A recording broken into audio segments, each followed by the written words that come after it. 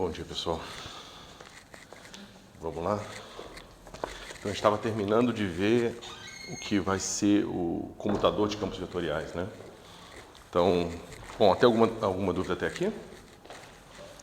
Das últimas aulas?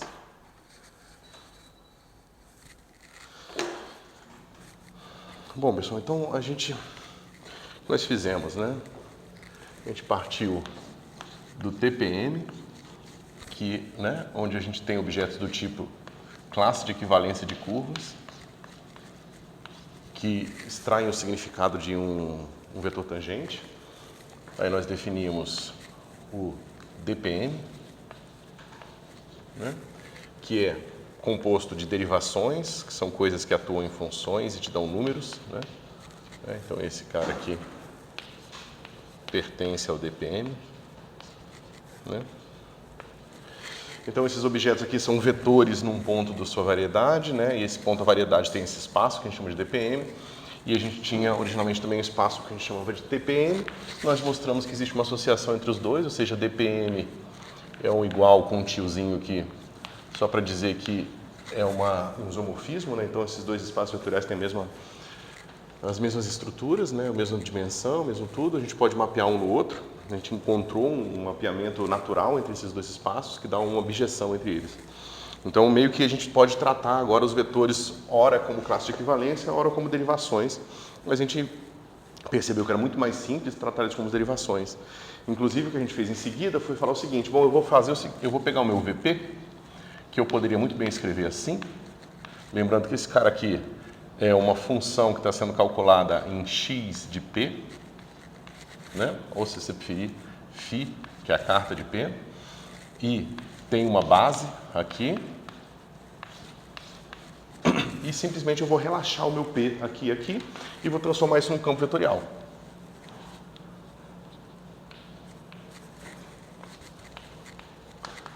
Ou seja, tratar como derivação já fez aqui, já nos possibilitou, a gente pode botar de x ou p, depende se você está querendo dizer que é uma função já numa carta ou uma função na variedade, isso aqui meio que tanto faz. Isso é estendido dessa forma, agora a gente tem componentes que são funções de x, né? E aqui a gente simplesmente trata como se fossem simples derivadas parciais, certo? Então, a extensão de vetor num ponto para campo vetorial, você vê que é muito mais simplesmente feita se a gente tiver aqui nesse espaço das derivações. Se a gente fosse fazer a mesma coisa no espaço das classes de equivalência, ia ser bastante mais complicado e a gente não ia ganhar nada com isso. Ok? Então isso nós fizemos até agora. E como a gente discutiu na última aula, esses objetos, essas derivações, né, ou seja, os objetos que habitam DPM, eles são vetores. E como vetores, você pode caracterizar qualquer espaço vetorial e você pode encontrar do espaço vetorial, você pode encontrar o seu dual, mas você também pode encontrar o dual do dual, que no fim é naturalmente associado a esse, certo? Então, basicamente o que você tem é que somente esses dois espaços importam, e eu mostrei para vocês que a gente pode ter tensores que atuam em qualquer combinação complicada desses espaços aqui, certo? Pode ter dual aqui, pode ter dual aqui, e assim por diante, ok? Então, a gente pega essa ideia de tensores, agora a gente tem campos vetoriais, então a gente claramente vai ter campos tensoriais, mas a gente precisa de mais ferramenta para fazer cálculo, né? E a ferramenta principal para fazer cálculo é a ferramenta da derivada parcial. Então a gente vai discutir um pouco como que a gente define a derivada parcial, como a gente define o comutador dos campos vetoriais, mas a gente começa com os comutadores, certo? Então, eu estava dizendo que os meus objetos de DPM, eles têm caráteres tensoriais, né? Então eles são objetos que habitam espaços vetoriais, e como tal a gente pode definir todos esses produtos aqui. Mas como eles também são derivações, a gente pode pegar o caráter de derivações dele e tentar extrair algum significado do ponto de vista tensorial. Ou seja, será que duas vezes uma aplicação dupla desses caras aqui, ou seja, se eu aplicar o meu campo U num campo V e finalmente numa função F, será que essa composição aqui se comporta como uma derivação? Né? Ou seja, a gente está se perguntando o seguinte: será que esse produto, que não faz parte natural de um espaço vetorial, me serve para encontrar um outro vetor dentro do meu espaço? Certo? E a gente viu que não. Isso aqui, o composto com V, não é uma derivação. Né? Nós mostramos que não satisfaz a regra de Leibniz. Certo? Então, a gente não consegue usar o caráter de derivação, pelo menos não dessa forma simples, para sair de dois campos vetoriais e encontrar um terceiro campo vetorial, ou sair de dois vetores e encontrar um terceiro vetor. Mas nós vimos que a gente pode definir um outro tipo de produto que a gente vai botar aqui. Esse colchete, que vai ser o V, que vai ser dado por U composto com V, menos V composto com U. Certo? E esse produto aqui, que a gente sabe exatamente como ele funciona, ou seja, porque a gente sabe como é que compõe duas derivações. A gente sabe como é que subtrai derivações. Então, isso aqui é uma expressão bem posta na nossa estrutura que a gente desenvolveu até aqui. Bem? Então, como a gente tem essa estrutura bem posta, a gente sabe o que significa esse cara aqui e a gente sabe que ele é uma derivação. A gente mostrou isso, né? A gente mostrou que todos os requerimentos necessários para ter uma derivação são satisfeitos. O mais difícil era mostrar que isso aqui satisfazia a regra de Leibniz e a gente mostrou. Né? Isso aqui vai ser igual a UV aplicado em F vezes G mais F UV aplicado em G. Oi? É o computador? Parece o comutador, sim. A gente vai chamar isso de comutador de campos vetoriais. Mas o computador que vocês estão acostumados a ver, talvez em álgebra linear ou em que vocês vão ver em mecânica quântica, ele na verdade, é uma representação do mesmo tipo de álgebra que a gente vai definir agora, certo? Então, uma álgebra é basicamente um espaço vetorial com um produto. E quando esse produto tem características especiais, a gente chama esse produto de um produto de Lie, tá certo? Então, o que nós vamos mostrar agora é que esse produto aqui é um produto de Lie, tá certo? E o comutador, na mecânica quântica, também é um produto de Lie. E não tem nenhuma, não é uma questão de simplesmente de ser uma coincidência. Essas duas coisas são iguais porque ambos estão representando o mesmo tipo de álgebra, que são álgebras que definem um grupo, tá certo? Um grupo de transformações. Okay? Bom, então, como é que a gente vê isso? Veja, esse produto aqui é claramente antissimétrico, certo? Todo mundo consegue ver isso? Basta olhar para a definição aqui, certo? A gente sabe que um campo vetorial, veja, isso aqui eu acabei de mostrar para vocês, é uma derivação. E por ser uma derivação, né, pode definir um campo vetorial para mim. Então, eu sei que eu posso multiplicar um campo vetorial por menos 1, né, e eu sei como que como é que eu manipulo essas expressões aqui. Certo? Então, isso aqui está tudo bem definido. Então, esse cara aqui é um produto antissimétrico, tá certo? Veja, por mais que ele tenha nascido desse produto aqui, que não é nem simétrico nem antissimétrico, o fato de ter construído ele dessa forma faz com que esse aqui seja antissimétrico. Okay? Da mesma forma, quando você estiver trabalhando com matrizes ou na mecânica quântica, com operadores, você tem A, B. Essa álgebra do produto de operadores não é a álgebra dos comutadores. É claro que essa álgebra induz essa álgebra aqui, tá certo? Mas essa álgebra ela pode existir sem a existência dessa álgebra aqui, ok? Ou seja, você pode ter um produto antissimétrico entre elementos do seu espaço vetorial sem ter que definir um produto que não seja nem simétrico nem antissimétrico, tá certo? Um exemplo disso, por exemplo, que se tem é quando você trabalha com um espaço vetorial e você tem um produto vetorial. O produto vetorial ele é um produto tipo produto de Lie.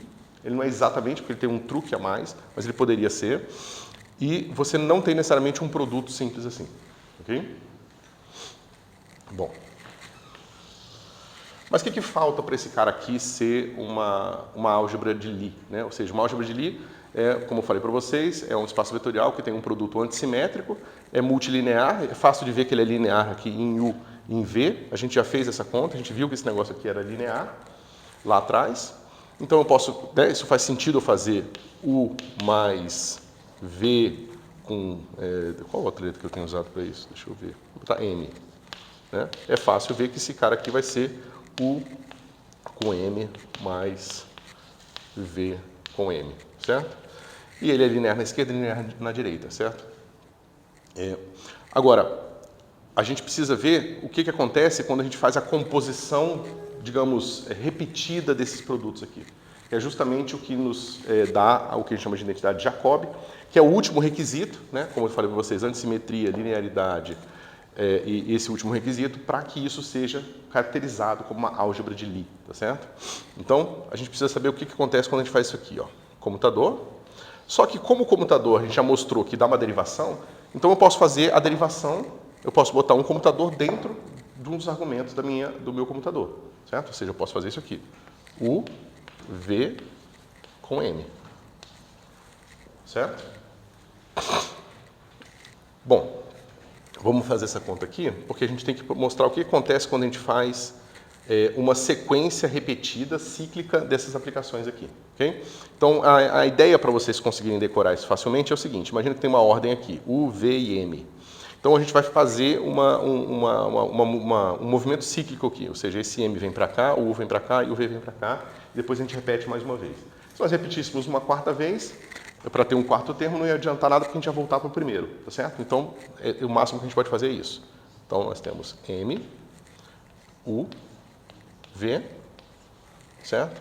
Mais, e a gente faz mais uma vez, vem o V para cá, V, M e U, certo? E a gente se pergunta quanto é que é isso aqui. Okay? Para ser uma álgebra de Lie,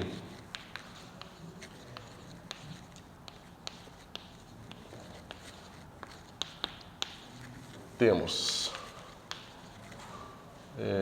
bilinear, tem que ser um produto bilinear. Vocês podem facilmente checar que esse produto é bilinear. Ele tem que ser antissimétrico,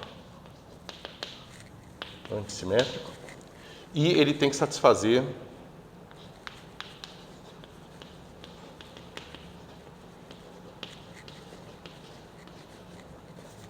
Jacobi. Ok? Que é justamente esse cara aqui igual a zero. Eu estou pensando se eu faço isso aqui, eu vou deixar como exercício. Se vocês não conseguirem mostrar que isso aqui é igual a zero, partindo dessa definição aqui, eu faço para vocês, tá? Mas é simples, é só substituir e lidar com um monte de símbolo, certo? É só fazer a composição e sair fazendo a conta. Então, bom, o que significa isso, né, pessoal? A gente não vai entrar nesse detalhe do curso aqui, porque a gente precisaria de um curso inteiro para falar de grupos de Lie, tá certo? Mas, basicamente, isso está mostrando para a gente é que você tem uma estrutura de grupo de Lie natural dentro da variedade, certo? Inclusive, se você quiser estudar grupos de Lie, ou seja, imagina o grupo de rotações no espaço euclidiano, né, que é o grupo SO3. Né? Esse grupo é um grupo de Lie que a gente pode mostrar que tem uma álgebra de Lie que satisfaz todas essas propriedades aqui, certo? Essa álgebra de Lie, ela vai ser formada pelos geradores das rotações. Então, eu tenho aquilo que vai começar a gerar uma rotação no plano XY, no plano XZ e no plano YZ, certo? E você mostra que essa álgebra satisfaz todos esses requisitos que eu coloquei aqui atrás, certo? E isso dá, então, uma álgebra de Lie para a gente. Bom, quando você pensa agora nesse... Bom, vamos pegar esse exemplo aqui mesmo. Então, deixa eu ver. Então, como é que é um gerador, como é que é uma rotação aqui, pessoal? Vocês lembram de cabeça uma rotação no plano XY? Como é que a gente escreve? Em termos de cossenos e senos?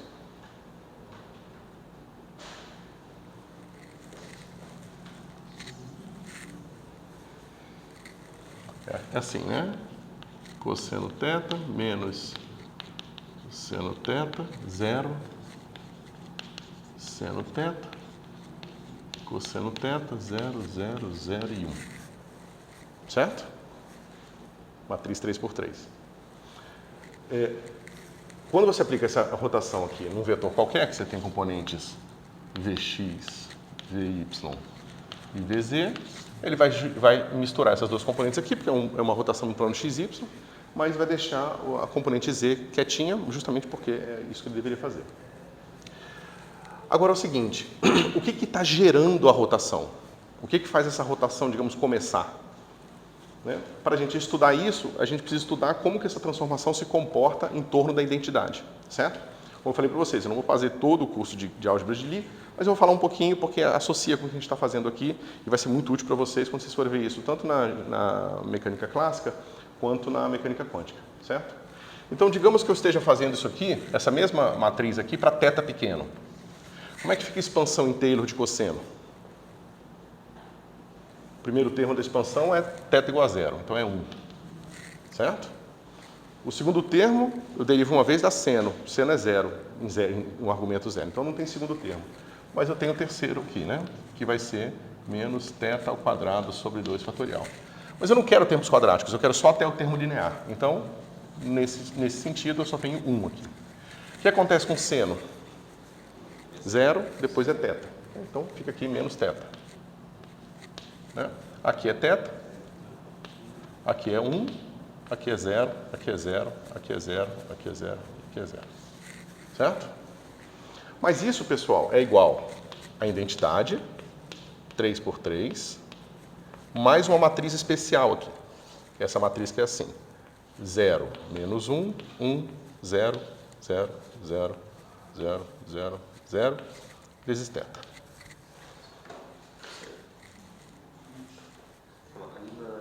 Na parte de baixo, o último seria 1?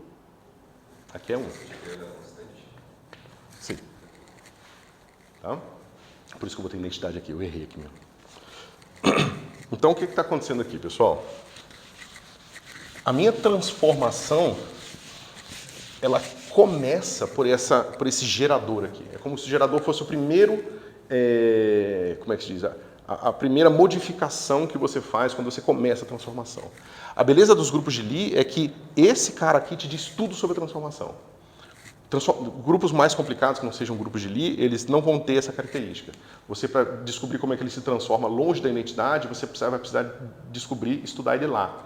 A vantagem do grupo de Lie é que tudo que você precisa saber sobre o grupo está nesse cara aqui. E é por isso que a álgebra é tão importante, porque a álgebra do grupo de Lie, ela vai te dizer tudo sobre as transformações. Então, tudo que a gente sabe sobre o grupo de Lorentz, grupo de Poincaré, sei lá, o grupo de De Sitter, a gente consegue resumir dentro da álgebra do grupo, tá certo? E é a álgebra do grupo que a gente usa, inclusive, para fazer a quantização do sistema também, certo? Então, parece uma coisa abstrata, de certa forma mas tem uma relação muito íntima com muitas coisas da física que nós fazemos, tá certo? Que nós usamos para fazer modelagens práticas, tá ok? Bom, o que acontece com essa matriz aqui? Vamos chamar ela de... ela tem vários nomes, mas vamos chamar ela de LZ. Certo? Essa matriz aqui. 0, menos 1, 1, 0, 1, pá, pá, pá. O que acontece se eu calculo LZ quadrado, pessoal? Ou seja, se eu aplico essa matriz nela mesma.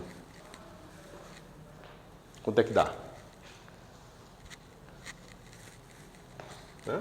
Linha vezes coluna, menos 1.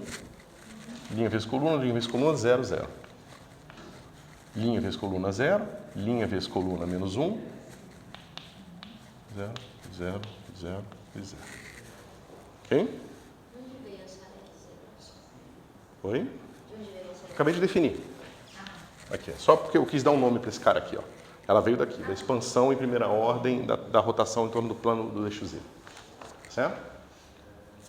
Mas isso aqui, ó, você vê que é tipo uma identidade 2 por 2 aqui no bloco, tá vendo? Mas está multiplicada por menos 1. Então eu vou fazer o seguinte, vou botar mais aqui, botar multiplicado por menos 1 aqui. Se eu fizer LZ ao cubo, o que acontece? Menos 1 vezes LZ. Certo?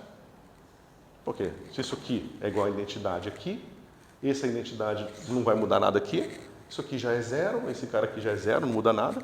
Se você pensar em multiplicação de matriz em bloco, você vai ver que vai dar esse cara aqui. Mas tem um menos 1 adicional aqui. Ok?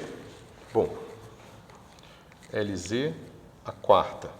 O que a gente vai encontrar? Bom, menos 1, e esse cara aqui, menos 1 novamente, e essa matriz aqui estranha, que ela é 0,000,1,000,000. Certo? Então vai ficar essa identidade aqui, essa identidade só que com o número 1 aqui, não negativo, agora positivo. E por que eu estou mostrando isso para vocês, pessoal?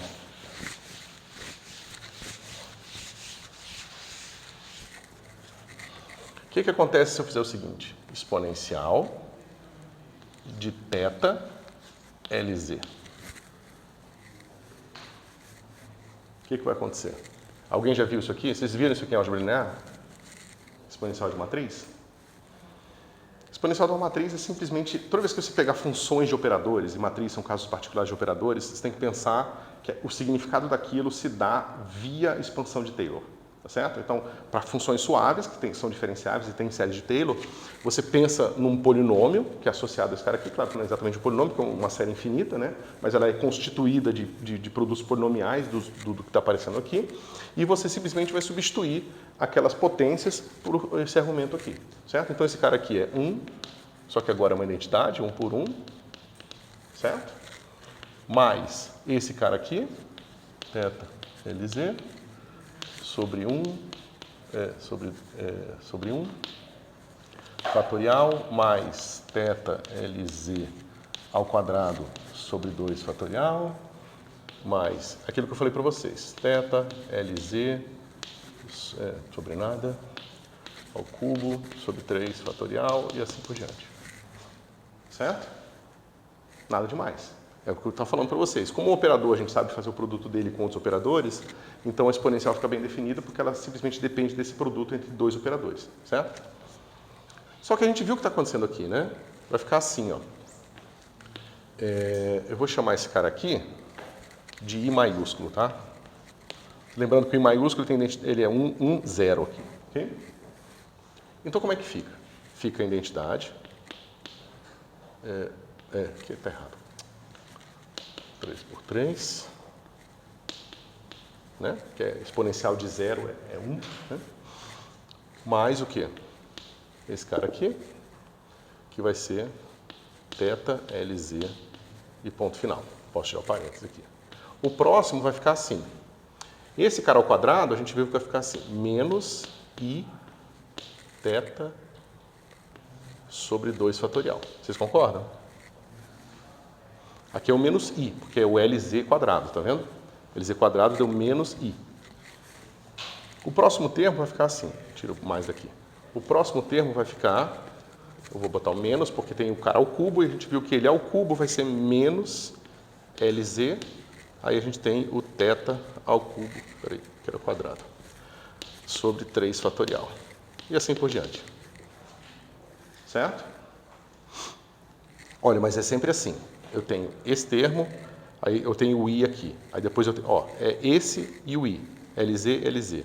Se eu for fazer mais um aqui, vai ficar LZ a quarta, vai dar i positivo, né? θ a quarta sobre 4 fatorial. Certo? E, bom, acho que talvez agora fique mais fácil. Então você vê que esse cara aqui eu posso separar como sendo I mais uma matriz que é toda 0 e tem um 1 aqui, certo? Posso separar minha identidade, ou seja, esse pedacinho aqui, deixa eu escrever ali.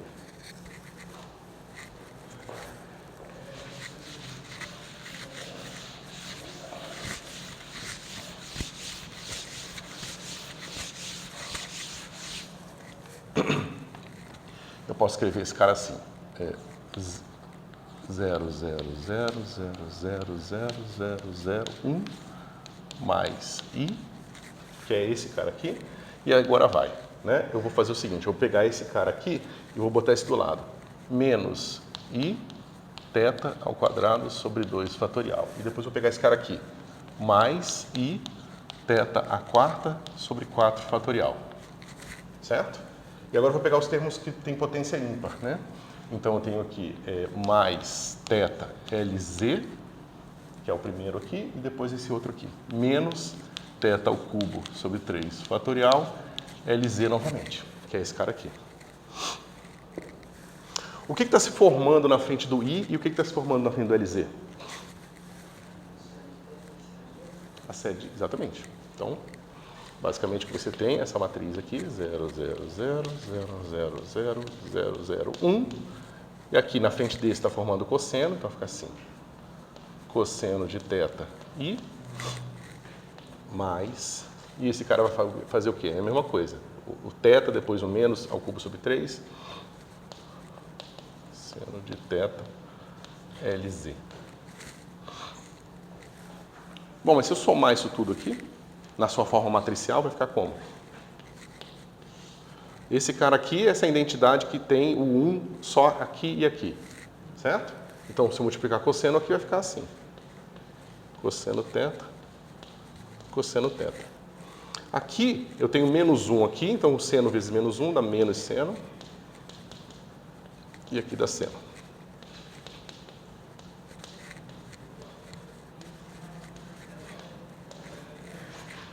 Tá certo?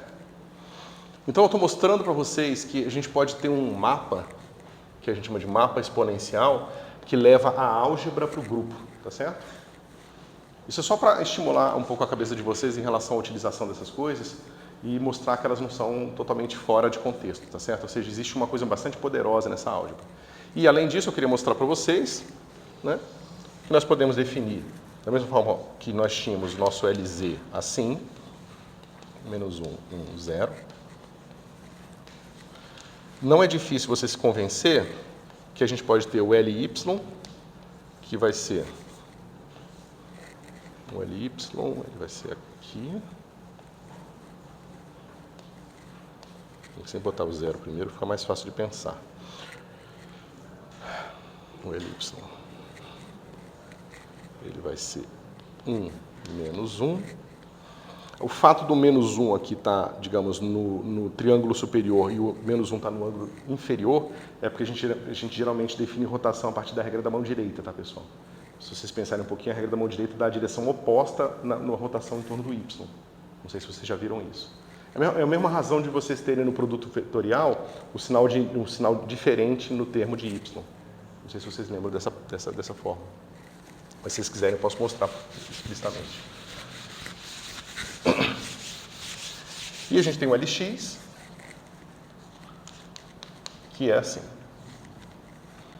0, 0, 0, 0. Peraí, se eu não vi, falta esse cara aqui. Menos 1, 1, 0, 0, 0. Né? Porque esse cara gira em torno de x, então ele roda aqui. Ele tem a mesma orientação, tá?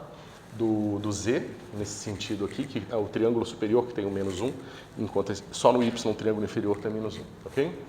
Por que eu estou mostrando isso para vocês, pessoal? O que acontece quando eu faço LX, LY, agora esse cara sendo aquele comutador que vocês aprenderam em álgebra linear, ou seja, o produto da matriz LX vezes LY menos a matriz LY vezes LX. Quanto é que dá isso aqui? Vamos fazer.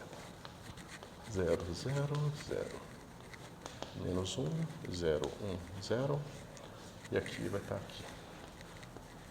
1, 0, menos 1, 0, 0. Certo? Vamos fazer esse pedaço aqui. Menos 0, 0, 1, 0, menos 1, 0, 0. E aqui, esse cara vai ficar aqui.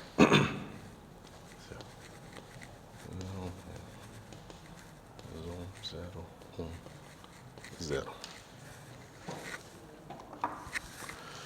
Deixa eu... Como é que eu faço aqui, só para a gente poder aproveitar o espaço? Eu vou fazer o seguinte, pessoal. Fica muito confuso se eu colocar o resultado aqui e fizer a mesma coisa aqui? Não, linha vezes coluna, 0, 0, 0. Essa aqui, então, 0, 0, 0. Essa aqui vai dar 1. 0, 0, 0, 0, 0, 0. Certo? Então, com 1 aqui e o resto todo mundo 0. Esse pedacinho aqui vai ficar assim. 0, 1. Espera aí que tem um... Ah, isso. 0, 1, 0. Que é esse cara. 0, 1, 0. Aí esse cara é 0, então é 0 para todo mundo. E esse cara é... O 1 está aqui, não tem nenhum 1 aqui, então é 0 para todo mundo também. Certo? Mas está mostrando para a gente o quê? Comutador de LX com LY dá o quê?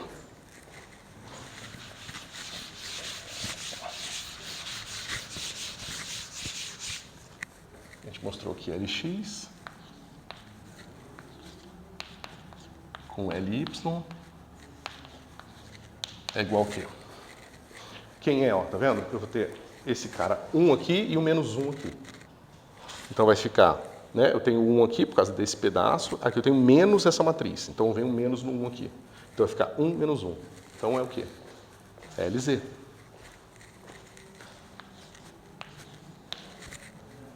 Certo? Então, olha que interessante. Parece que essa álgebra ela é fechada no seguinte sentido. Uma vez que eu tenho Lx, Ly, Lz, eu posso fazer o comutador, ou seja, o produto da álgebra, de qualquer elemento da álgebra, e o que eu tenho é um outro elemento daquela álgebra que eu já tinha. Tá certo? Se você repetir essa brincadeira aqui, você vai descobrir que os outros vão funcionar também. Você vai ter aqui o Lz, Lx, vai dar Ly. Deixa eu ver se eu não errei. Peraí, vai ficar 3, 1, 2. 3, 1, 2, está certo. É assim mesmo, né? E a mesma coisa, se eu fizer mais uma vez ciclicamente aqui, vai ficar y, Lz. E aí vocês podem brincar em casa com isso aqui, fazer essas contas e ver que isso aqui funciona, certo? Então essa álgebra é fechada.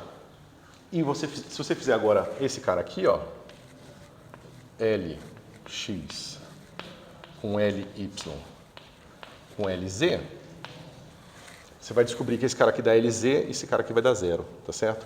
Então, as identidades de Jacob, se você for fazer lá, você vai ver que a identidade de Jacob vai ser sempre assim. Lx, Ly, Lz, mas quando eu fizer ciclicamente vai ficar z com x e y. Só que z com x já é y, tá certo? Então, a identidade de Jacob é satisfeita trivialmente, porque cada termo da identidade de Jacob já é 0 individualmente. Em situações mais complicadas, a combinação vai ser 0 e não simplesmente eles individualmente, tá certo?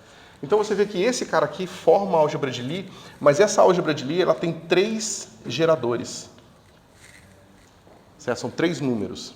Se você for pegar a mesma álgebra, quer dizer, uma álgebra similar que a gente usa, por exemplo, para criar o eletromagnetismo, ela vai ser unidimensional. Mas se você for para a eletrofraca, ela vai ter a mesma estrutura desse cara aqui. Vai ser um grupo de transformações, tá certo? E a gente vai estudar esse grupo de transformações, ele está associado ao U1, que é um grupo de rotação bidimensional no espaço complexo. E ele vai ter um número finito de geradores.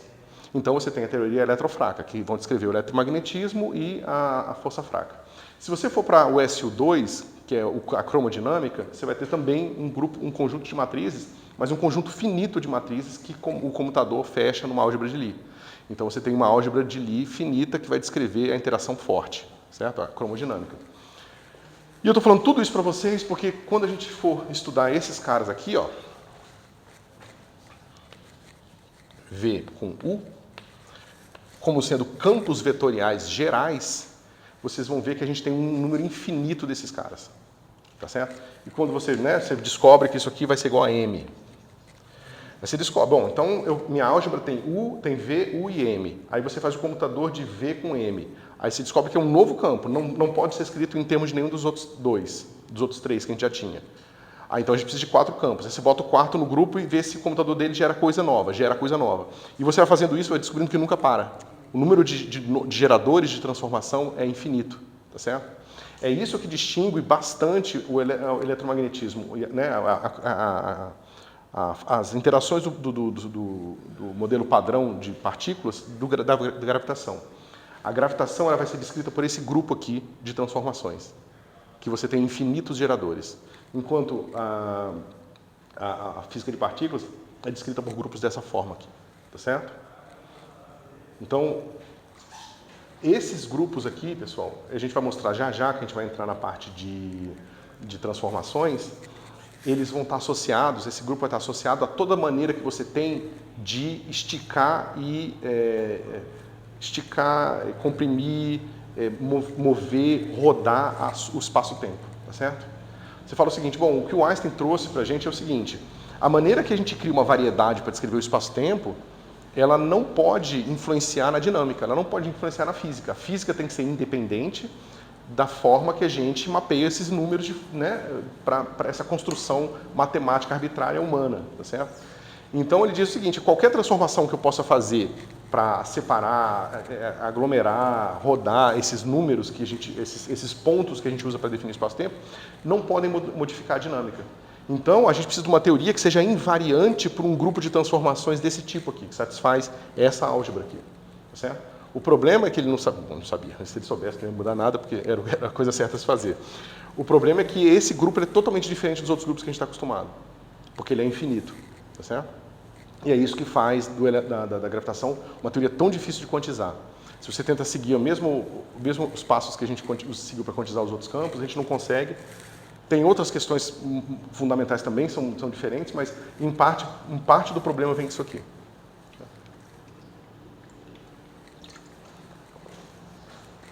Bom. Então isso foi a identidade de Jacobi e um pouco sobre teoria de grupos para vocês entenderem para que essas coisas servem, né? Esse tipo de conta aqui que a gente acabou de fazer para essas matrizes, pessoal, é o que vocês deverão ver bastante em mecânica quântica, tá? Basicamente, tudo que vocês vão ver em mecânica quântica para definir os operadores, para definir a quantização, para definir as transformações, as simetrias, né? Tudo que você vê lá vai passar por essa linguagem aqui, tá certo? Só que em vez de aqui serem matrizes 3x3, geralmente são matrizes infinitas, que são os operadores em geral, são descritos por matrizes infinitas, certo? Talvez a linguagem matriz infinita seja ruim. Bom, então a gente descobre que esse cara aqui, que a gente tinha definido na aula passada, que é o conjunto dos campos vetoriais, né, é uma álgebra de Lie.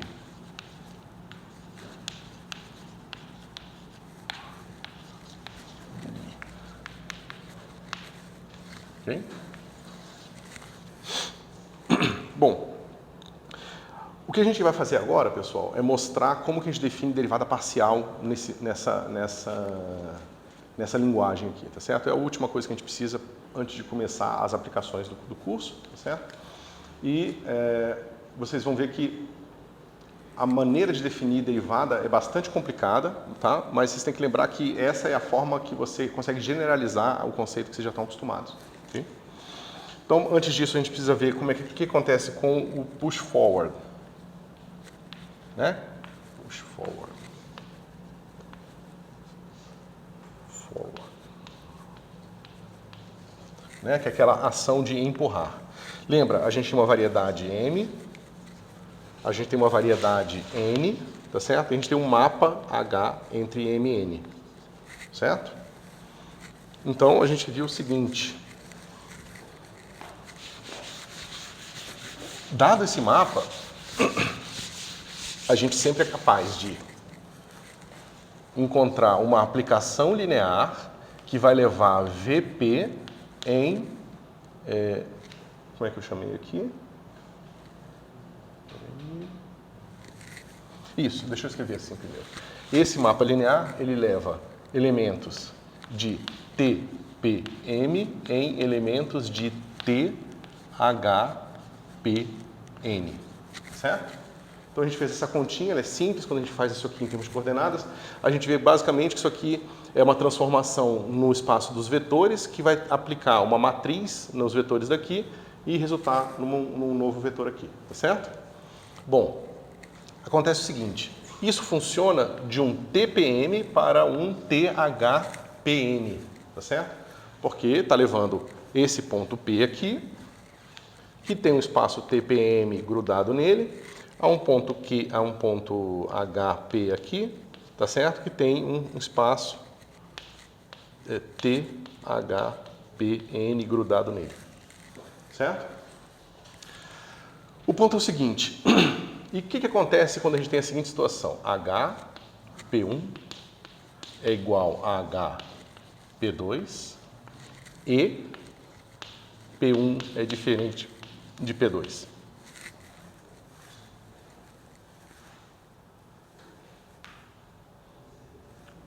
Qual seria o problema aqui? Né? Seria a situação onde eu tenho esse P1 aqui, ele elevado aqui, e o P, digamos que seja o P1 e esse original era o P2, e ambos são levados no mesmo ponto aqui, que é o HP1. Então, quando eu tento estender a ideia dessa ação de empurrar para campos vetoriais, eu tenho um problema, porque qual é o vetor que eu vou receber aqui? É o vetor que veio daqui ou o vetor que veio daqui? Tá certo? Então, a gente não define dessa forma, o que a gente faz aqui, a gente diz que existem campos... cadê? Então, a gente diz que dado M e N, dizemos que V pertencente e W pertencente são relacionados por H se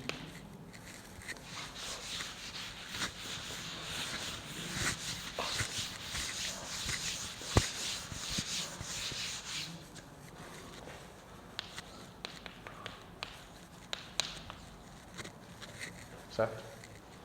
Ou seja, em vez de eu conseguir induzir um campo único aqui, eu vou falar o seguinte, bom, eu não consigo fazer essa indução porque 2 pontos podem me levar no mesmo ponto aqui. Ela pode não ser injetora. Se ela não for injetora, ficaria ambígua a definição do meu campo trazido por H. Então, o que eu vou fazer é o seguinte, eu vou simplesmente dizer que pode haver um campo W aqui que coincida com digamos, a ação de empurrar o campo V que eu tinha ali, tá certo? Então, é o melhor que a gente pode fazer, dizer que campos relacionados por H, se isso aqui for verdade. Deixa eu botar, deixa ali mesmo. Né? E posso botar assim. HP para todo P pertencente a N. Ok?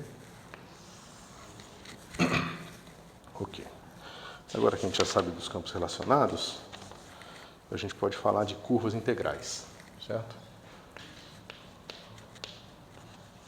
Então, pessoal, a gente até agora falou de curvas em variedade, mas a gente não deu nenhum tipo de ferramenta para a gente encontrar essas curvas.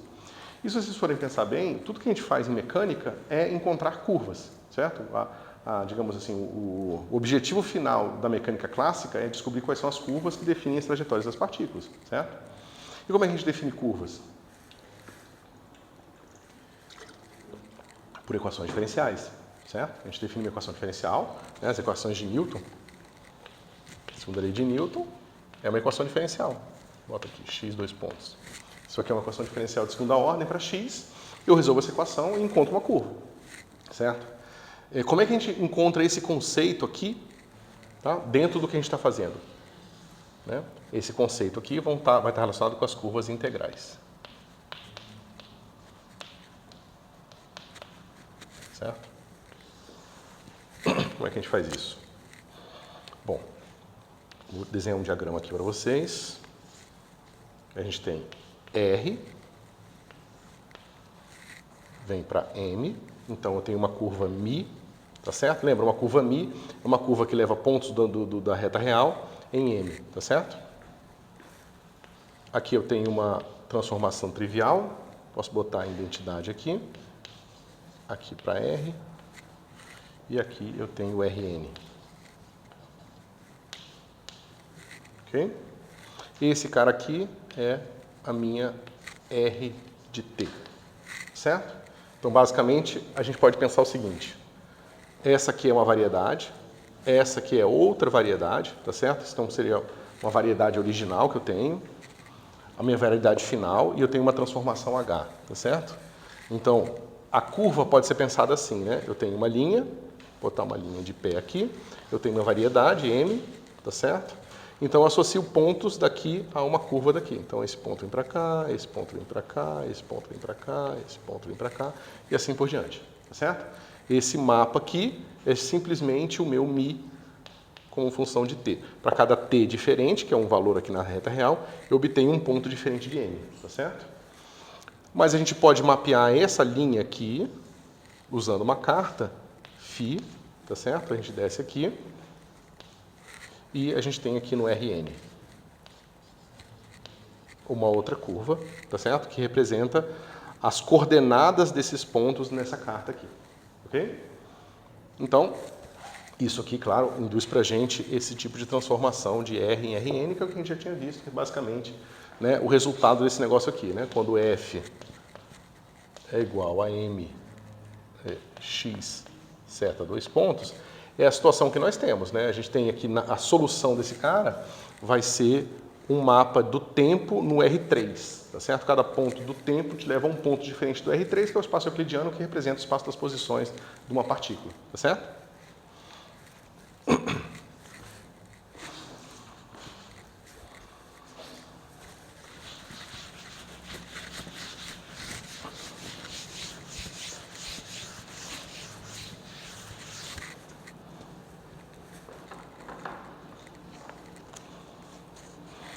Agora veja,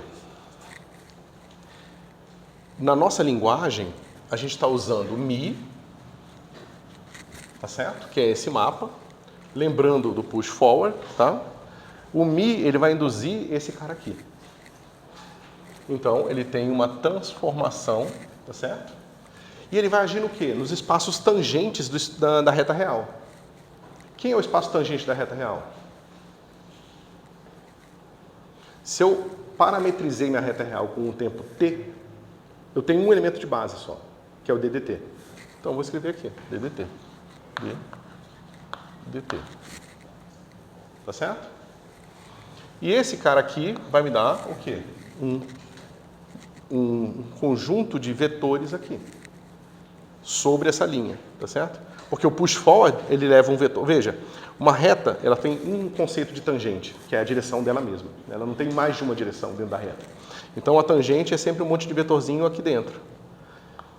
O push forward que a gente estava fazendo, ele leva vetorzinhos daqui em vetores daqui.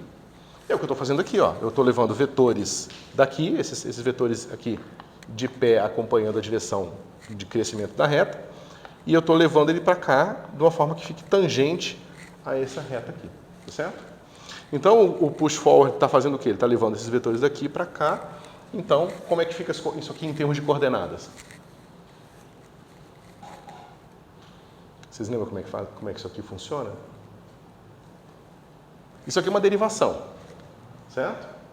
Como uma derivação, esse cara aqui, ele atua no quê? Ó, deixa eu voltar um passo.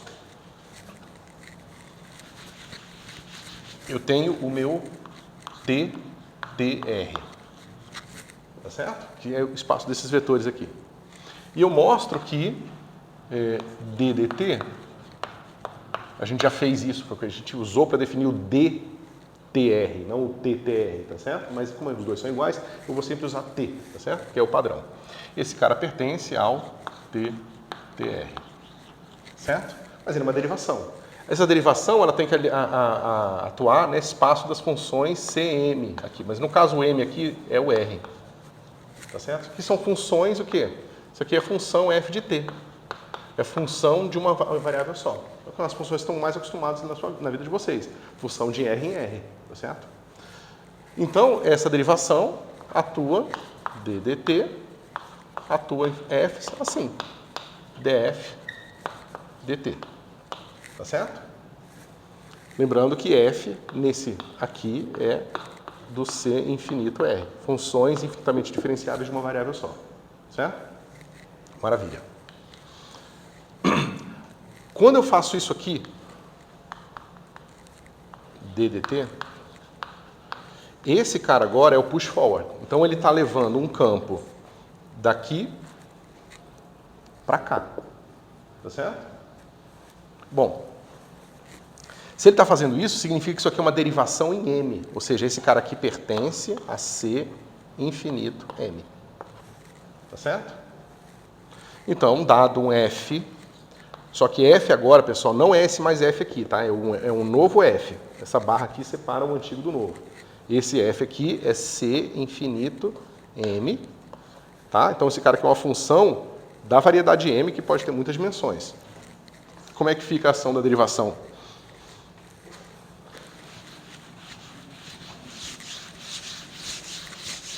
Ou seja, como é que fica esse cara aqui?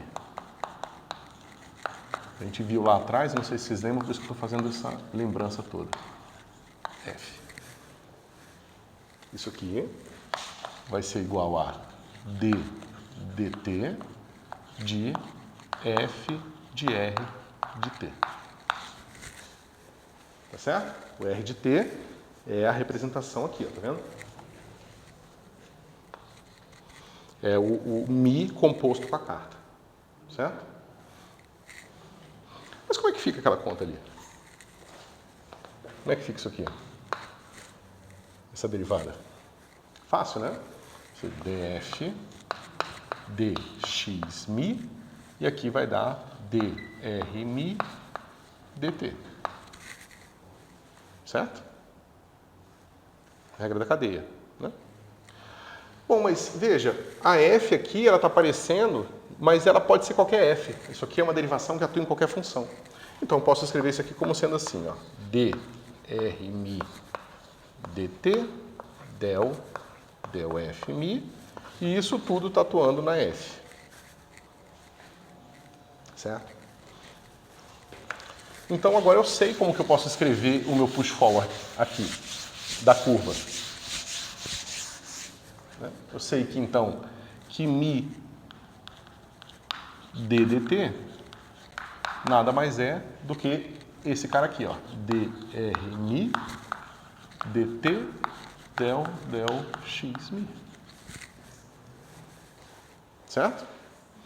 Então eu empurrei esse campo vetorial, é um campo vetorial trivial aqui, né, que ele é ddt em todo ponto, e eu empurrei ele para cá, e ele me gerou um campo vetorial, não é um campo definido em todo o espaço, por causa das limitações que a gente discutiu aqui antes, mas é um campo definido sobre a curva, porque é tudo que você tem numa curva são as tangentes a ela, você não pode definir tangentes em outro lugar, tá certo? Só que as componentes são dadas por essa derivada aqui, ó, derivada de mi, de R mi em relação ao tempo, tá certo? E o que a gente pode fazer aqui para recuperar o que nós queríamos, que é essa brincadeira aqui, ó.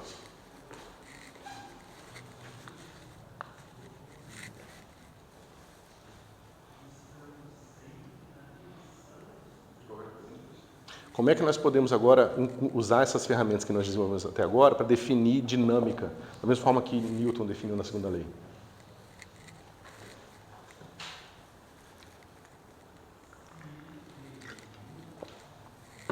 Qual o papel da força na mecânica newtoniana?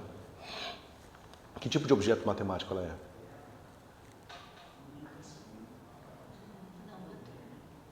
é? Não é um único vetor, ela é um campo vetorial. A força ela precisa ser assim, um mapa que, uma vez que você escolhe a posição da partícula, ela te diz quanto é que é a força da partícula naquele ponto, certo? Então, de certa forma, a força está definida no espaço inteiro. Quando você fala, tem a interação eletrostática, 1 sobre R, aí você calcula a derivada, o gradiente, que encontra a força. Você não precisa especificar que a força é nesse ponto especificamente, né? Você pode dizer, se eu colocar uma partícula teste aqui, ela vai sentir essa força, botar ali, ela vai sentir aquela força e assim por diante. Então a força ela não se divide, ela não depende de quantas pessoas você está colocando ali. Ela é uma propriedade que está constituída no seu sistema. Tá certo? Então, nesse sentido, ela funciona como um campo vetorial. Ela te diz uma direção e um módulo, né, uma intensidade, a cada ponto x que você coloca. Né? Quando você pensa nessa equação, na verdade, você tem que lembrar que ela é assim. F de x. É a força no ponto x é igual a derivada segunda, que é uma curva aqui, certo? Mas antes de eu colocar um x de t aqui, essa quantidade já precisa ser passível de ser calculada em qualquer ponto do seu espaço, tá certo? Assim como um campo vetorial, ele vai te dizer qual é uma certa direção em qualquer ponto do seu espaço, certo?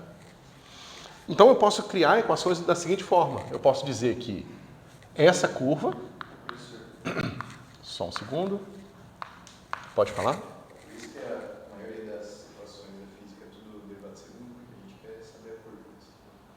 Não, na verdade, isso a gente vai ter que fazer um passo a mais para descrever como que as derivadas segundas podem ser colocadas nesse contexto. Porque não sei se você reparou aqui a derivada primeira. Tá certo?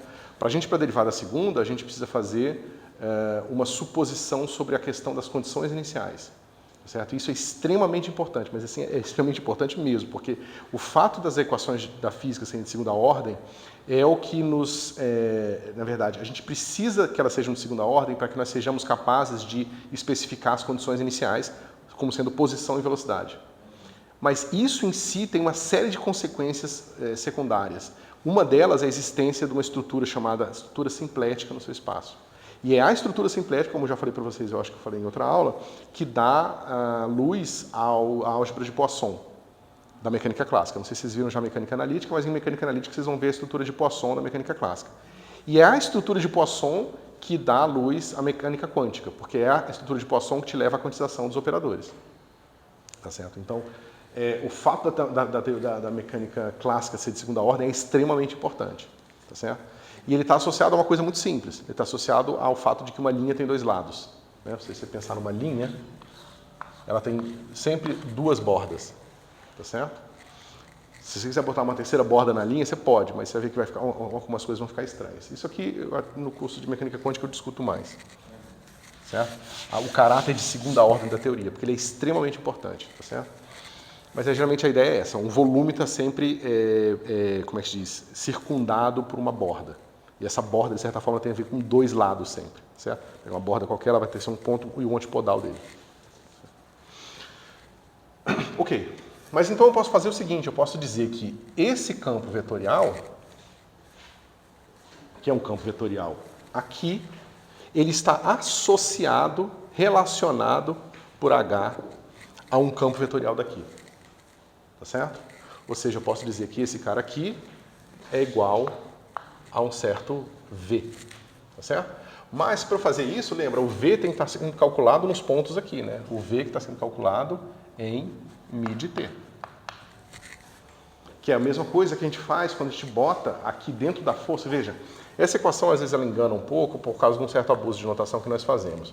Porque aqui eu tenho uma função de R3, certo? Qualquer ponto de R3 que eu coloque aqui, eu obtenho um vetor. É um campo vetorial. Porém, quando ela aparece nessa equação aqui, o que está aparecendo é f de uma certa curva, que a gente insiste em usar o mesmo símbolo para duas coisas diferentes, tá certo? Isso é uma coisa padrão, não dá para a gente mudar hoje, porque tudo que está escrito dessa forma, mas eu acho que confunde mais do que ajuda, tá certo? O fato de que aqui esse cara tem um papel, esse cara é uma coordenada a ser escolhida para calcular o valor da força, e aqui é uma curva, é um objeto matemático diferente desse cara aqui, certo? E esse cara aqui é o que a gente vai, é uma equação diferencial ordinária que a gente vai resolver. Ou uma sequência de 3 equações ordinárias que a gente vai resolver. Tá certo? Então, o fato de eu estar calculando f sobre a curva é justamente a relação entre os campos vetoriais que a gente obteve aqui. Aqui no caso, o nosso campo μ está fazendo o papel do mapa H. Certo? Em termos de coordenada, como é que fica isso aqui, pessoal? Em termos de coordenada é assim. É d, r, μ, dt, né? Del, x, μ. E aqui é um campo vetorial. A gente sabe como é que escreve um campo vetorial. É v, μ, só que está calculado sobre a curva. Na carta, isso aqui é r de t. Del, x, μ. Certo? Mas bem, pessoal, mas se esse cara aqui é uma base e a gente mostra que ela é uma base linearmente independente, então isso aqui vai ser satisfeito somente se isso aqui for satisfeito.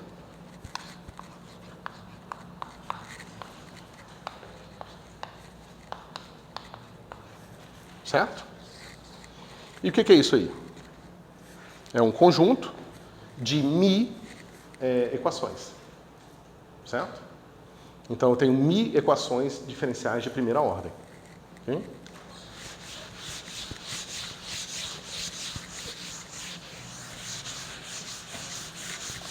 Mas veja, pessoal, é o que nós temos aqui, né? Eu posso falar o seguinte, eu posso dizer que x ponto é igual a v, e eu posso dizer que v ponto é igual a f de x de t sobre n. Certo? Em geral, não é o caso, esse cara aqui pode ser função de f também. No eletromagnetismo, por exemplo, a gente sabe que a força que você obtém do magnetismo depende da velocidade. Tá certo?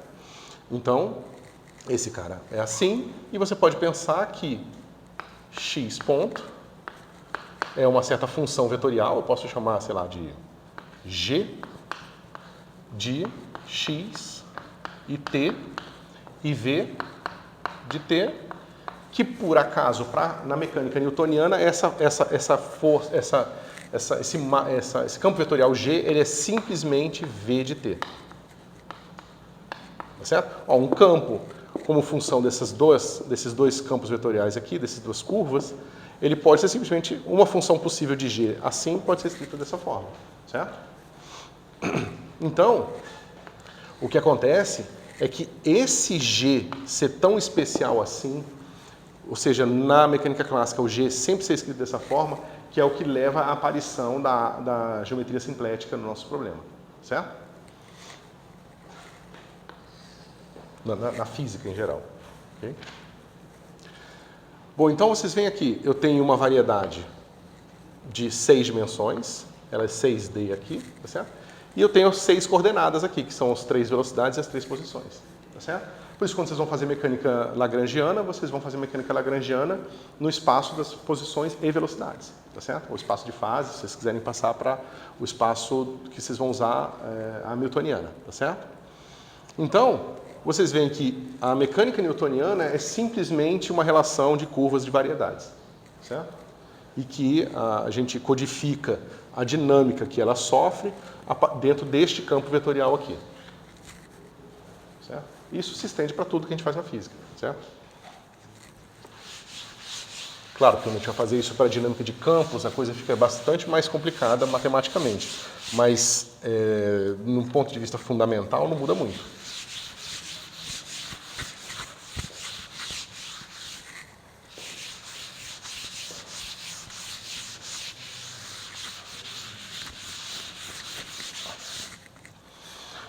Bom, então vamos passar para o próximo assunto. Grupo.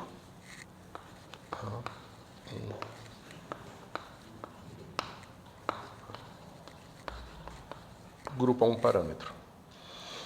Então a gente precisa ter, para definir esse grupo, algumas características. Um aberto aqui na minha variedade, né? Um epsilon maior que 0, pertencente aos reais, claramente. A gente precisa ter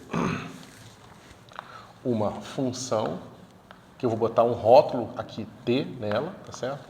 Mas ela tem que ser o quê? Uma função do aberto U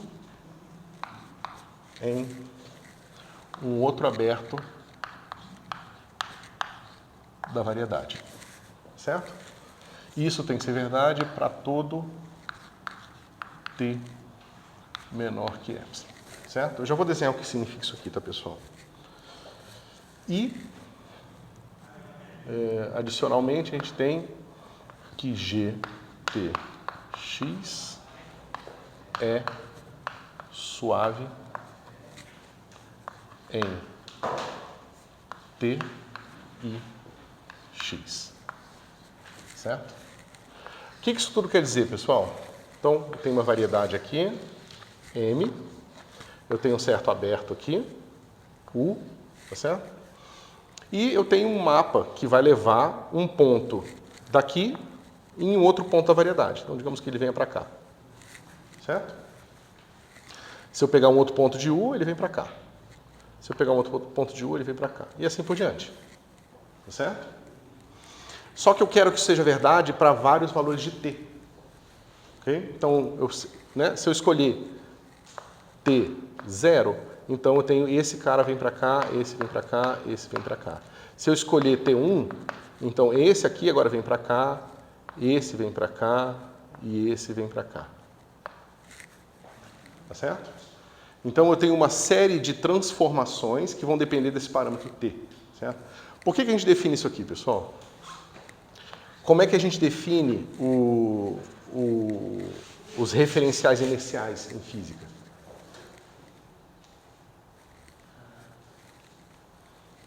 Como é que vocês definiriam os referenciais inerciais? O que significa um referencial inercial?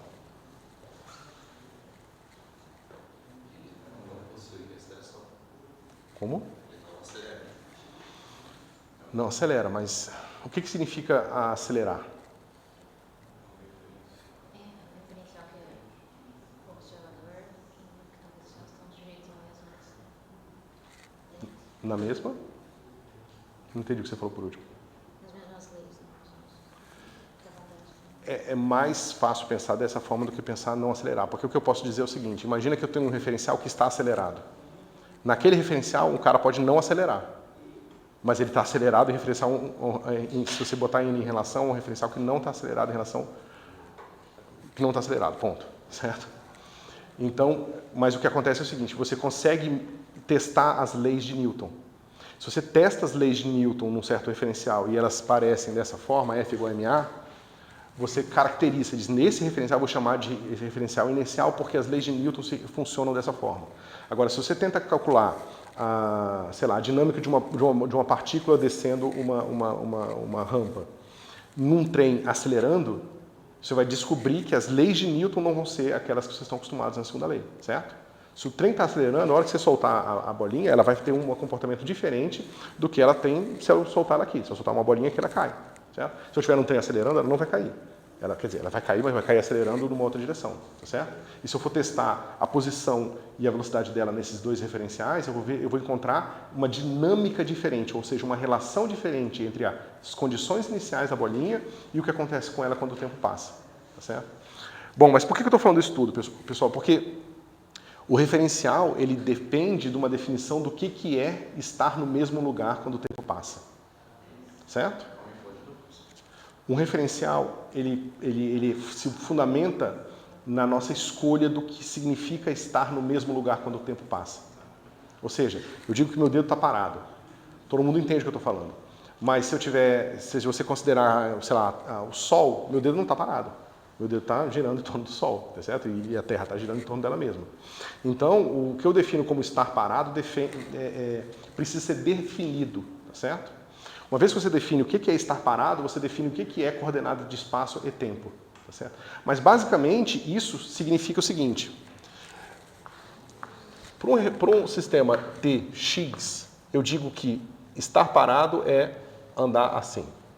Ou seja, o tempo passa, mas não muda a coordenada, tá certo? Mas num referencial com uma velocidade constante, isso aqui é estar parado. Certo? Mas ao invés de eu ficar insistindo e ficar mudando de referencial, eu posso simplesmente dizer o seguinte, qualquer escolha de retas que andam na direção T, ou seja, qualquer reta que quando o tempo passa, ela sobe, ela é uma boa definição de estar parado. Tá certo? Então eu digo que se eu pego essas retas aqui e digo estar parado é estar sobre essas retas, é a mesma coisa de eu ir para o referencial com velocidade v, digamos que essa inclinação aqui seja uma velocidade v, é a mesma coisa de eu ir para esse referencial e dizer que nesse referencial essas retas estão todas subindo e eu estou parado. Tá certo? Mas você não precisa fazer isso. Você não precisa ficar trocando de referencial. Você pode simplesmente dizer, existem campos vetoriais distintos aqui e cada um traz uma noção de estar parado diferente. Quando você vai, por exemplo, para referenciais acelerados, isso aqui não são nem mais retas, vão ser curvas, certo? Porque quando está acelerado aqui, a dependência de x com t é quadrática, tá certo? Então vão ser parábolas aqui. Okay? Então, essas curvas aqui, elas são maneiras de definir referenciais, certo? Então é por isso que eu estou falando para vocês. Esse cara aqui, ele vai fazer o papel de definir um referencial no sentido de que ele vai de dizer como que você arrasta os seus pontos, que definem as posições, que você mede com régua, tá certo? Você tem posições, você fala, aquele ali é a origem, eu pego uma régua, meço quantos metros tem para cá, quantos metros tem para cá, quantos metros tem para cá, são distâncias físicas, e eu digo o que significa ser a mesma distância quando o tempo passa. Porque eu posso fazer essa mesma brincadeira aqui se eu tivesse uma plataforma móvel e eu boto a origem na plataforma móvel, e eu consigo medir a cada instante de tempo distâncias da mesma forma, tá certo?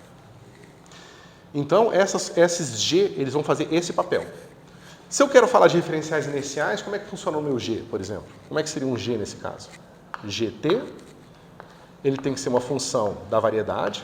Então, vamos botar aqui um X, né? Pertencente ao R3, certo? E eu digo que esse cara aqui, ele tem que ser um novo ponto, tá vendo? Ele tem que ser um outro ponto da minha variedade. Eu digo que esse cara aqui vai ser assim, X mais um V constante Vou botar um zerinho, só para vocês pensarem, lembrarem que ele é constante, vezes um t. Certo? Vocês podem confundir isso com uma equação horária para uma partícula, mas isso não é uma equação horária para uma partícula, tá certo? Mantenho fixo esse valor aqui, o t0. Esse cara vai dizer o seguinte: esse ponto vai ser mapeado nesse ponto, esse ponto vai ser mapeado nesse ponto, esse ponto vai ser mapeado nesse ponto. Mas, né, ou seja, se eu pegar o meu g de t0, esse cara aqui é uma função de R3 em R3. Tá certo? Ela é bem simples, ela é assim, esse cara que estava aqui vai ser mapeado nesse, esse que vai ser mapeado nesse, esse vai ser mapeado nesse. Se eu troco o meu G, se eu pego o meu G de T1, esse R3 ele vai ser mapeado em outro R3. Tá certo? Vai ser um mapa dessa forma também, no T1, digamos que o T1 seja maior que T0, então esse ponto agora não vai ser mais mapeado aqui, ele vai ser mapeado aqui. Certo? Então essa função ela é um difeomorfismo. Ela está levando todo o seu espaço nele mesmo, movendo ele numa certa direção. Tá certo? Ela pode fazer isso de diversas formas. A gente está muito acostumado com isso aqui, que são os difeomorfismos que definem as transformações do grupo de Galileu, que é a mecânica clássica. Tá certo? Mas isso pode, quando você vai para a relatividade geral, você esquece isso tudo, você fala, pode ser qualquer coisa. É aquela brincadeira lá que eu já apaguei já há um tempo. Qualquer campo vetorial que eu possa definir aqui movendo os meus pontos, ele tem que ser tão bom quanto qualquer outro. Einstein não queria que tivesse nada especial na nossa maneira de parametrizar os pontos do espaço. Não importa. Eu posso botar uma plataforma acelerando e andando numa direção esquisita e medir tudo em relação a uma origem que está naquela plataforma. E a física tem que ser a mesma. A física não pode mudar. Porque essa escolha é humana, ela é a nossa representação da realidade. E a nossa representação da realidade não pode afetar a realidade. Claro que é uma escolha filosófica profunda, tá? Mas foi o que ele fez para encontrar a relatividade geral e até onde a gente sabe a relatividade geral funciona e funciona muito bem. A gente testa ela, às vezes, com 10, 12, 14 casas de precisão, certo? Então, de fato, é uma ideia muito poderosa. Okay? E aí eu estou introduzindo agora aqui para vocês esses difeomorfismos. Tá? Okay?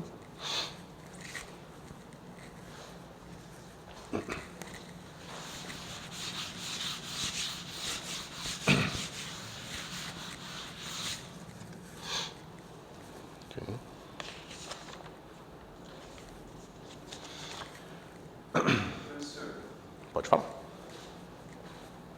Estou meio bugado com essa ideia aqui, Uhum. mas em física moderna a gente está estudando relatividade restrita, né? Uhum. E o professor mostrou aqui esse diagrama de Minkowski, que às vezes o próprio diagrama sofre Uma deformação. Uma deformação. Tem a ver com isso aqui? É exatamente isso. É porque quando a gente está na transformação de Galileu, a gente não vai fazer assim, a gente faz implicitamente uma hipótese que é extremamente importante. O que significa isso? Primeiro, para começo de conversa, a gente tem uma noção tão intuitiva do que é tempo, que a gente, mesmo na física, não define o que a gente quer dizer quando a gente diz tempo, certo? Então, na prática, uma definição concreta, dentro da nossa modelagem dos sistemas físicos, o tempo é quantos cliques eu tive num certo processo físico que se repete de forma, como é que se diz, regular, né, e estável.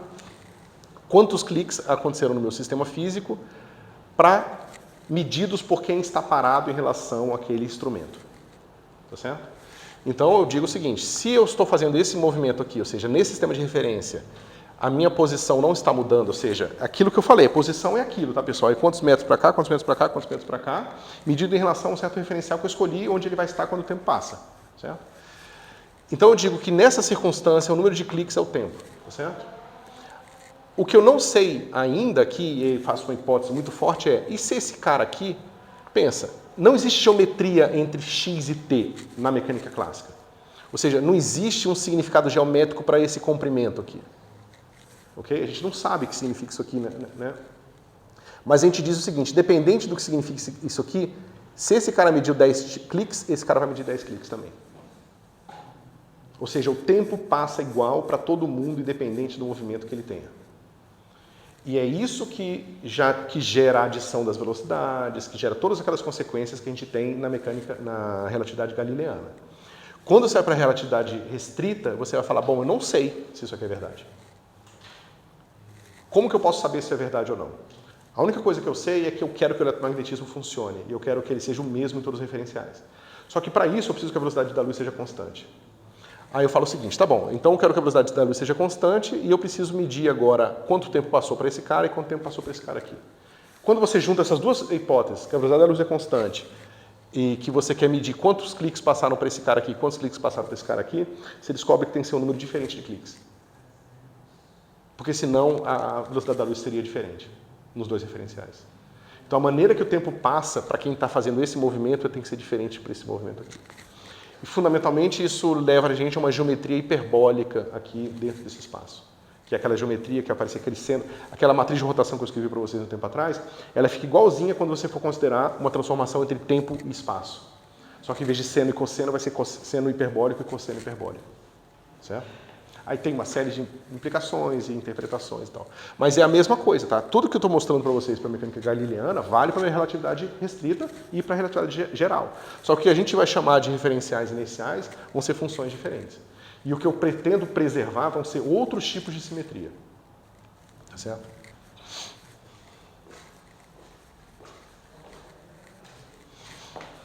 Mais dúvidas em relação a isso? Porque é bastante importante entender o papel importante que os diffeomorfismos fazem na física. Tá? Eu diria que é a coisa que a gente menos entende na física, no sentido de que está relacionado com a gravitação e a gente não entende o papel da gravitação quando você vai para a mecânica quântica. A gente não entende como que você transporta a gravitação para a mecânica quântica. Certo? Ok. Bom, agora, essa função aqui ela tem um aspecto mais interessante. Ela tem um outro aspecto interessante. Eu mapeei daqui para cá, tá certo? Se essas funções não se sobrepuserem, ou seja, se essas curvas não se cruzarem, eu posso fazer isso tanto que eu quiser, que eu continuo levando R3 em R3, tá certo? Esse caso aqui é um exemplo de um diffeomorfismo. Aqui era um mapa qualquer, até aqui era um mapa qualquer, tá certo?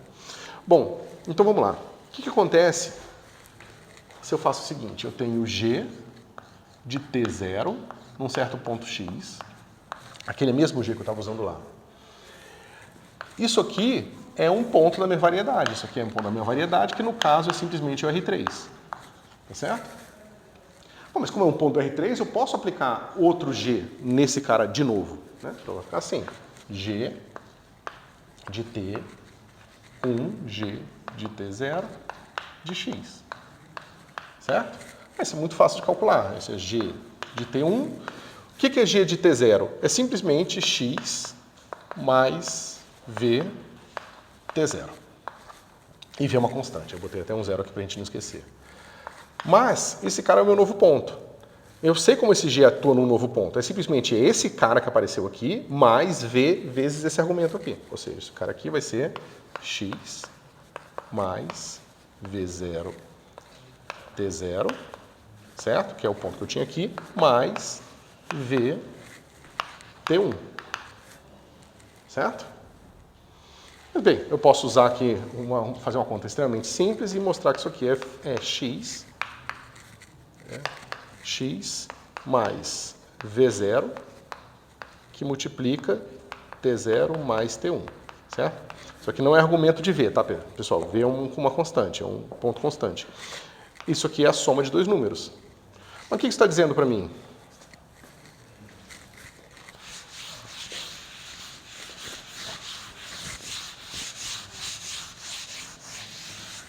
Que G de T1, G de T0 em X é igual a G de T0 mais T1 em X. Certo? Dada essa definição aqui, eu descubro que o meu G de T tem aquela propriedade lá. Mas isso aqui, pessoal, é o que a gente chama de grupo a um parâmetro. Tá certo? Dois elementos do grupo multiplicados dá um terceiro elemento do mesmo grupo. Certo? É por isso que eu estou definindo esse cara aqui como grupo a um parâmetro. Tá certo? Então isso me induz a fazer essa definição. Ou seja, quando G satisfaz isso aqui, então, quando G de T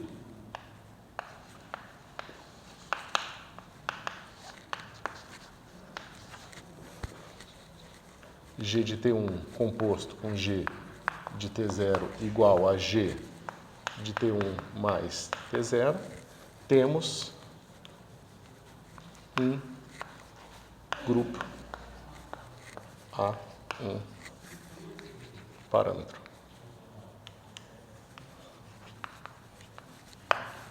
Certo?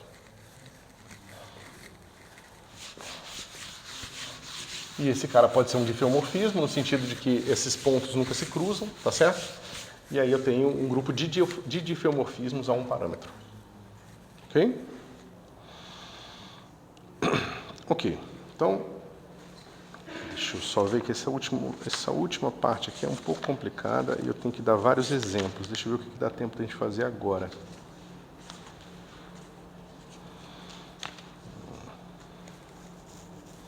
Então, veja, a gente estava brincando com essa transformação e eu, de propósito, coloquei meu G com esse índice T aqui, porque na minha cabeça eu estou tentando pensar nesse G como uma transformação que leva a minha variedade na minha variedade. Ou aqui no exemplo eu estou levando pontos X em outros pontos do R3, tá certo?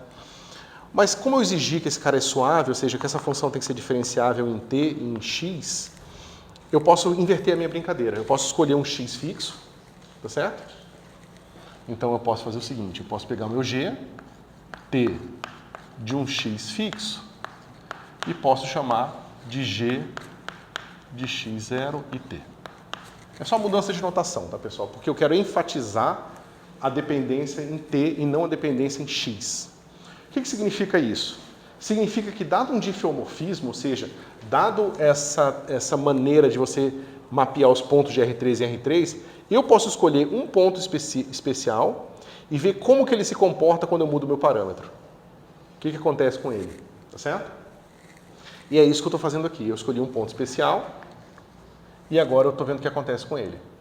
Mas veja, isso aqui, por exemplo, voltando para o nosso exemplo aqui, que a gente ainda está nele, a gente tem que G de X0 e T, agora você tem que pensar como uma função de T.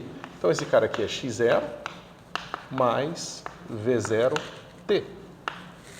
Agora, como função do tempo, isso aqui é uma partícula livre andando no espaço R3, tá certo?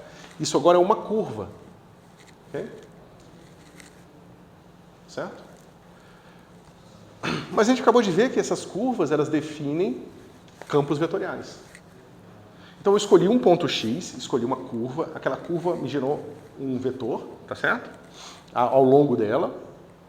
E eu posso depois estender isso e falar, mas isso também é uma função de X. Então eu vou ter essa curva e seus vetores tangentes. Aí se eu for para o lado, para um outro ponto X, eu vou ter outra curva que começa no outro ponto X, os seus vetores tangentes, é a mesma coisa, e a mesma coisa, e a mesma coisa. Então um diffeomorfismo, ele está associado não a uma curva, mas várias curvas, e não a um vetor, mas um campo vetorial. Então o meu G ele vai definir um campo vetorial na minha variedade. Tá certo? E como eu falei para vocês, o campo vetorial, ele vai definir, ou a gente vai mostrar que o G e o campo vetorial são basicamente intercambiáveis, porque você pode do G chegar no campo vetorial, ou sair do campo vetorial e chegar no G, tá certo? E eles estão associados ao que a gente define como referencial aqui, tá certo? E aí quando você vê, eu vou usar um certo campo vetorial para fazer transformações, agora eu vou usar outro campo vetorial para fazer transformações, agora eu vou usar outro campo vetorial para fazer transformações, você cai naquele comutador de campos vetoriais que eu estava mostrando para vocês lá atrás, entendeu?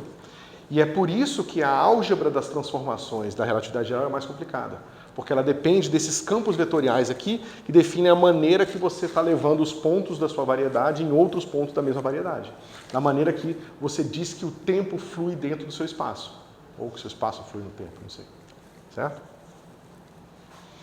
Então, tá razoavelmente claro, pessoal, essa ideia, essa duplicidade aqui desse diffeomorfismo, ele pode ser uma transformação que leva vários pontos, leva pontos da sua variedade em outros pontos da sua variedade, mas se você escolher um ponto específico, ela pode ser pensado como uma curva agora. Certo? Então, voltando na linguagem anterior, a gente tem que GP, agora P da variedade de T, né? Eu posso GP vai ser uma função de R em M. Certo? Isso aqui é uma curva. Uma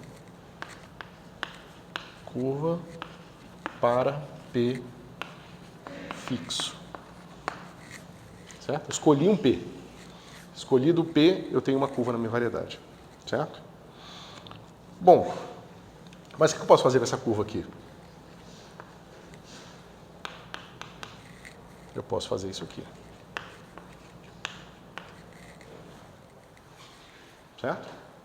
Eu posso pegar o campo de tangentes ao longo da curva definido por esse cara aqui. Certo? Como é que fica isso aqui?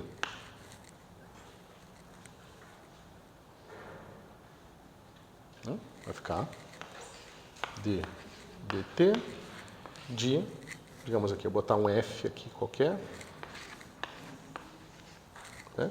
Então esse cara vai ficar F de R.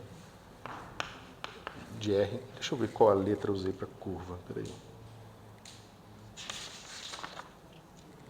Eu não usei uma letra específica. Deixa eu botar.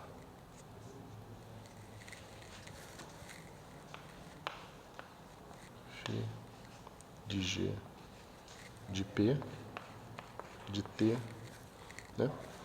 E esse cara aqui vai me dar, deixa eu ver se faltou parênteses, faltou. Ok? E esse cara aqui vai me dar as coordenadas. Como é que vai ficar isso?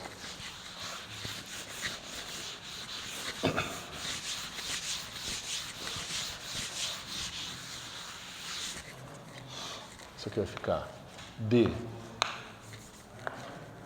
df de xmi, e a derivada desse cara aqui vai ser del u mi bola fi bola g p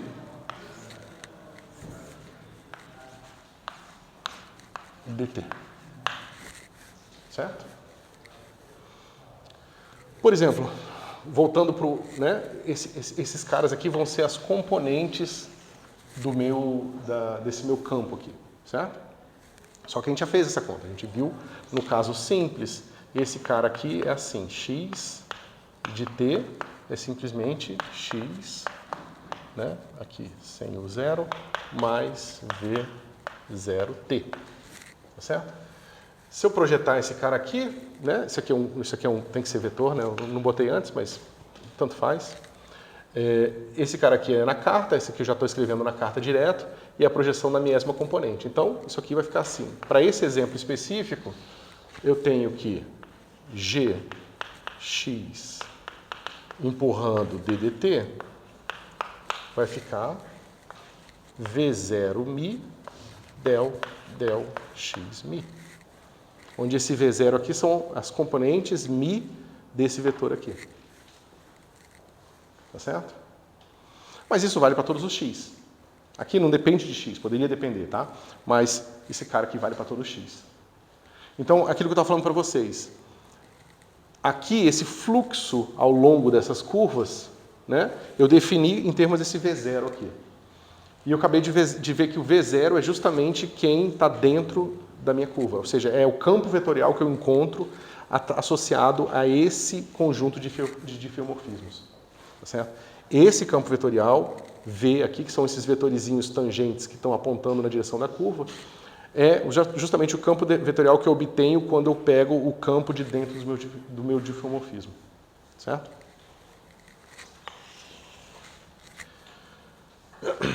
Ok.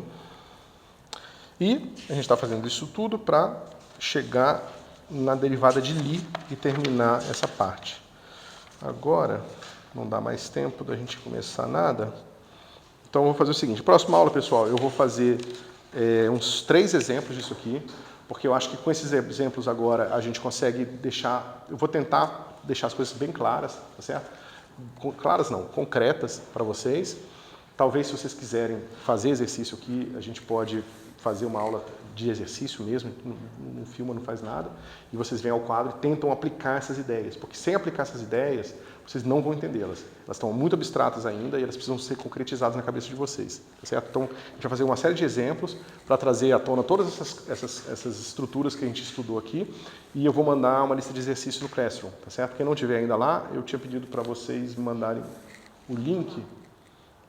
Você mandou?